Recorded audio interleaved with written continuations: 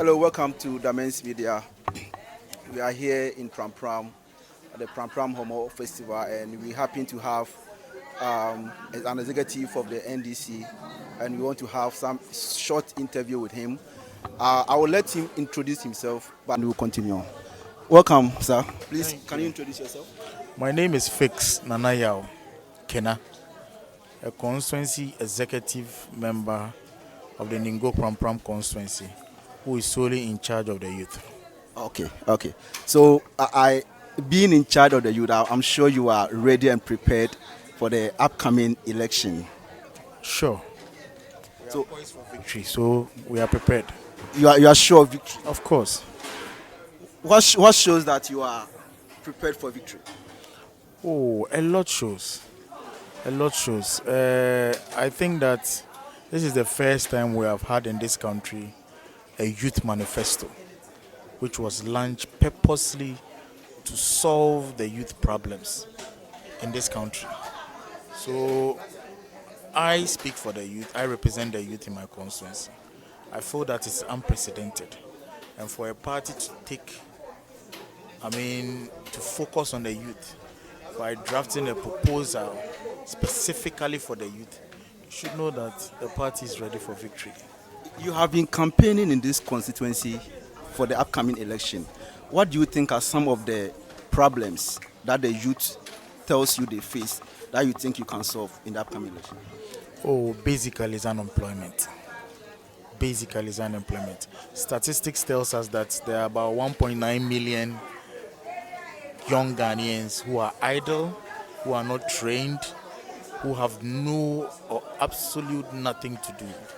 And so I know that within that 1.9 million, Ningo-Prampram has its share there.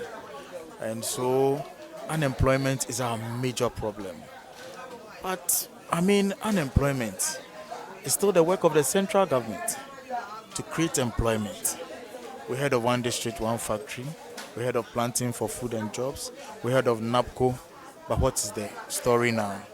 So my presidential candidate, the ever-doing, the promise and will not fail, John Mahama, says that he's bringing on the 24-hour economy.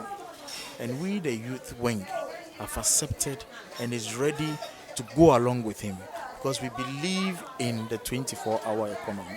So I know that with the 24-hour economy, NDC will solve the unemployment problem in Ningo-Prampram. I've heard the NDC candidate, that's former President John Mahama, talking so much about 24-hour economy being a game changer. How beneficial do you think this constituency can benefit from that policy? Because if I'm asking this question, it's because of unemployment. Are there policies and programs that your candidate is going to put in place that will benefit this constituency when it comes to the 24-hour economy? Because as you said, employment is the major issue here, and the youth are looking for job. So can you be specific and tell us some of the areas that this 24 hours economy is going to benefit, that the youth of Ningo-Prampram are going to benefit from? Sure. Before I go there, we have a solid MP. Honorable Samuel Nati George is our MP. And mind you, Honorable Samuel Nati George has lobbied so much. Unemployment is a situation for central government. But as a parliamentarian, he has lobbied so much for youth jobs within and out of the constituency. And with the kind of lobbying skills he has, and with the kind of name and influence he has in Ghana, with President John Mahama coming on board as president, and with this 24-hour economy, let me just cite an example for you. We have B5 Plus, as they produce steel works and all that. Now, with B5 Plus, let's say if they have 600, a staff of 600. Now, these 600 goes to work at 8 and close at 5 and go home. Now, with the 24-hour economy, we are going to have 3 shifts. So with these 3 shifts, we have morning shift, We have afternoon shifts, we have evening shifts, depending on the company. Some companies will say, okay, I'll do morning shifts and evening shifts. Some companies will say, I'll do morning shifts, I'll do afternoon shift, and I'll do evening shifts. So let's say we have 3 shifts at B5 class, and 600 staff go to work in the morning and they close. You would need an extra 600 staff to go to work in the afternoon. You will need an extra 600 staff to go to work in the evening. This is an additional 1,200 in addition to the 600 employed staff. I mean, what else? What policy? You mentioned of your parliamentary candidate, who is your MP currently, that is Honorable Sam Nate George. Recently, there's been rumors around that he is not performing based on some certain issues going on in the constituency when it comes to road and other issues. To you, he has been an MP for 2 terms. How do you assess his performance? Honorable Sam George, I would say, has done marvelously well. Marvelously well. You know, we need to understand as young men the functions of the executive, the functions of the judiciary, and then the functions of legislature. He is part of the legislature. As an MP, his sole responsibility is to help co-MPs and Parliament and the Speaker to enact laws. Laws to govern the country. Now, enacting these laws is a huge responsibility because apart from enacting these laws, Parliament has an oversight responsibility on these other arms of government and other corporations. You understand? So that's a huge tax on its own. Apart from that, as an MP, any MP should come and tell me that his job is to construct roads. You cannot construct roads. You can lobby for roads. And I would endeavor you to go and check. At a public accounts committee sitting, Honorable Amwakwata, the then roads minister, said, hey, this is my nephew. If any parliamentarian worries me so much about his constituency, a road network in his constituency, is Honorable Sam George. So you say he has performed creditably? He has performed creditably. Because what else will he do than to lobby for the roads to be constructed? Some An MP who has brought the road minister about 3 to 4 times to tour the deplorable road situation in Ningo-Prampram. As we are speaking, we have the road network from Ningo through to Vakpo to Pong. It's under construction. You understand? How? We have the Afienya Bridge, which has just been completed. How? You get it?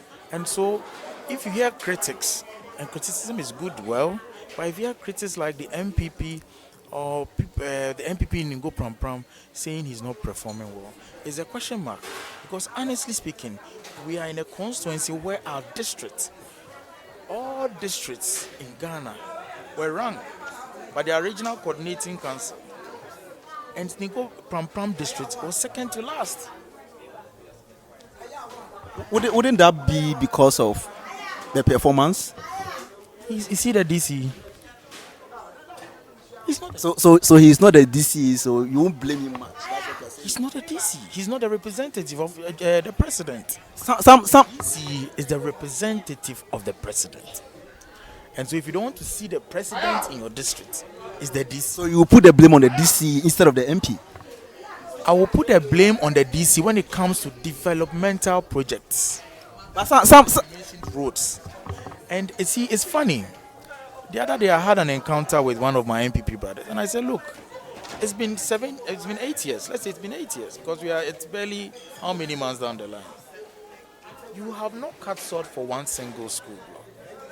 Yet, an MP who's receiving late disbursements of common fund in arrears, is able to lobby and get money to build a school block, an ultramodern school block in Ahuam in Old Ningo. An MP who has his common fund in arrears is able to share street lights, 1,000 and more street lights. An MP who has his common fund in arrears is able to cast salt for a new school block in Afienya. And it's under construction. If you go to Afienya now, they are on site. Some are saying that Enough, the day he shared these street lights, because there were lots of complaints, and Ningo-Prampram is going dark. When the place is dark, what's happened? Criminal activity sets in. So, if he shared street lights, you ask yourself that how did he share the street lights? He gave them to the 22 assemblymen within the 22 electoral areas. Then he gave some of the street lights to the district. And who has the district? some are saying some are saying he's doing right. He's doing all right in the limelight that is fighting in terms of national issue or national issues. But when it comes to local politics and local issues, he's not on top. What do you say to that? He's on top. He's on top. But the thing is that you are a media man, right? Some of the things I'm saying is new to you, right? School blog in Aviam, he shared street lights. School blog in Afienya, you understand? He lobbying for roads. His Jata Foundation doing a lot of marvelous things in Ningo-Prampram. You get it? He paying for, and his prime focus in Ningo-Prampram is education. He doesn't joke with education at all. Paying for students to go through education up to university master's level. People marvel like, hey, really? Yes, he's doing it. You understand me? Expanding rural electrification to areas where they've not seen light before. Areas like Bueko, Akwaba, Vakpo. Now they have light. These are surprising to people when you tell them. But the thing is that, are the media ready to go down there to check what the MP is doing? So what if MP, what do the media report about Sam George? He's fighting LGBT. isn't it because that is what they see in the media? No, it is because the LGBT is a canker that if we don't fight, it will affect our children. If it's your children, do you have a child? See, if I gift your child a gay magazine on his birthday, how will you feel? All right, yeah. So if we have one single man who says, no, our generations unborn need to be safe, it's something that is huge that the media will cover. Some are saying that when he was coming to contest for the MP of Ningo-Prampram, he made promises to the constituents that when I come, I will do this, this, and this for the people. Like the road leading to Afienya, like the bridge. I've been with him for a long time. On any day, and you can play recordings, you can go and find out. Your media house has never promised to construct any road in Ningo-Prampram. Not construct, but lobby for those roads to be constructed. Absolutely, and I'm telling you that. So I don't know. Minister of Works and Housing himself said, "Hey, upo bi ohame wo parliament. Kongen mukola nge mi how niche nge parliament nge wa block."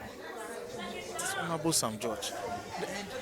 The only thing he can do is to go, keep knocking, What the people need is to see their roads and the project fixed and worked on. So if that is not worked on, they have to still pressure him and give him stiff opposition. It's in the right direction, and that is why Honorable is tired and he's saying that, hey guys, I'm knocking, I keep knocking. They are not opening up to me. So then do what? Vote for me, so I knock on a different door. Different door where I'll be open. Let's move to the national. Let's move to national campaign. All right. How is the NDC campaign going so far, according to Mr. Kena? Solid. See, John Maham. You think Ghanaians are buying into your policies as launched in the manifesto? Bro, if you are part of the 1.9 million idle young Ghanaians, you won't buy into the NDC manifesto, where we tell you that we are going to invest in fintech, where we tell you we are going to train a lot of coders, where we tell you we are bringing on board a 24-hour policy, where we tell you that we are going to train people into technical and vocational skills. Apart from that, let's get back.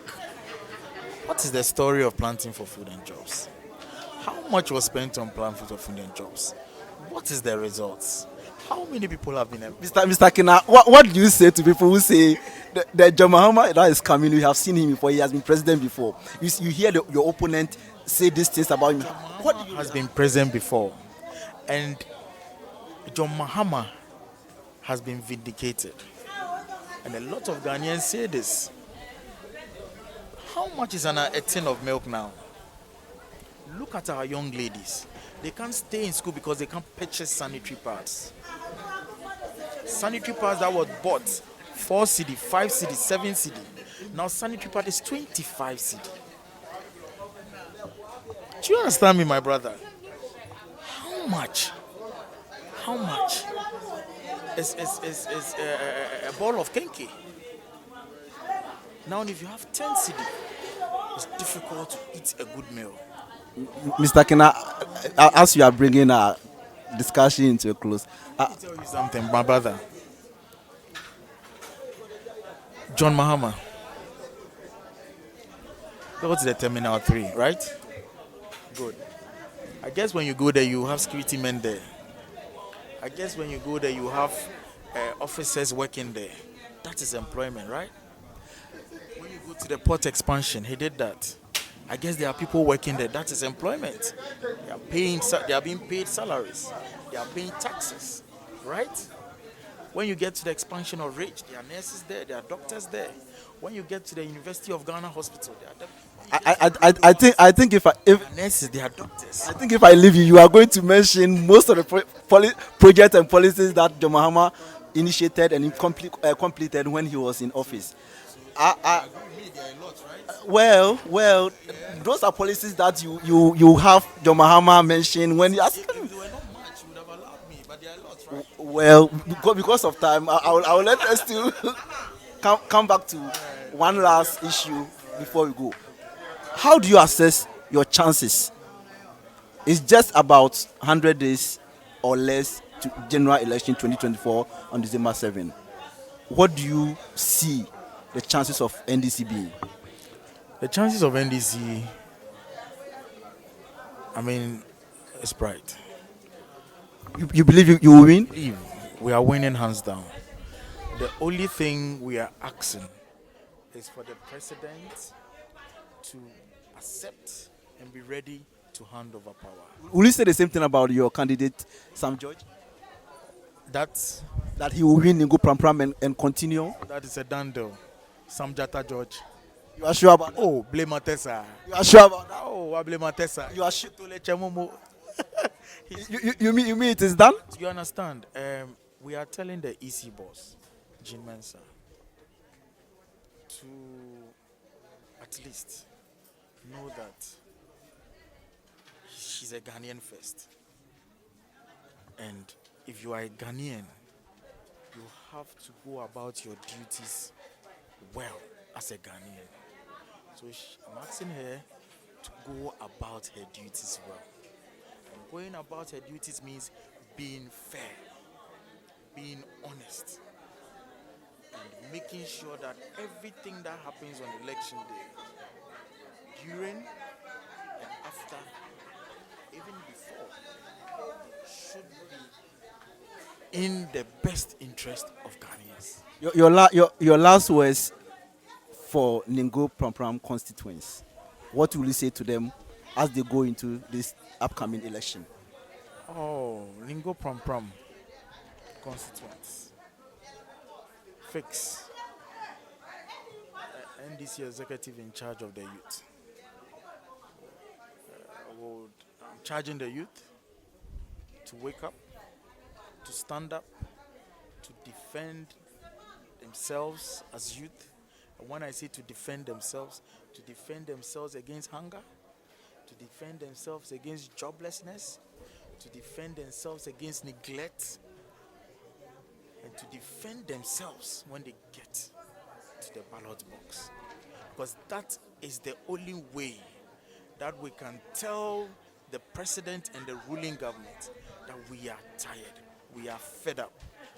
So Ningo-Prampram constituents, remember what you are going through now. Do not forget.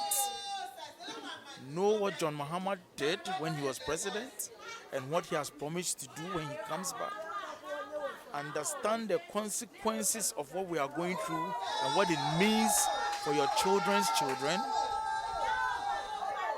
And do the right thing on December 7th. It should be Sam George Zu and John Mahama Za. Thank you so much, Mr. Fis Kena, an executive of the NDC in the Ningo-Prampram in charge of youth. Thank you so much for granting us this interview. Thank you so much.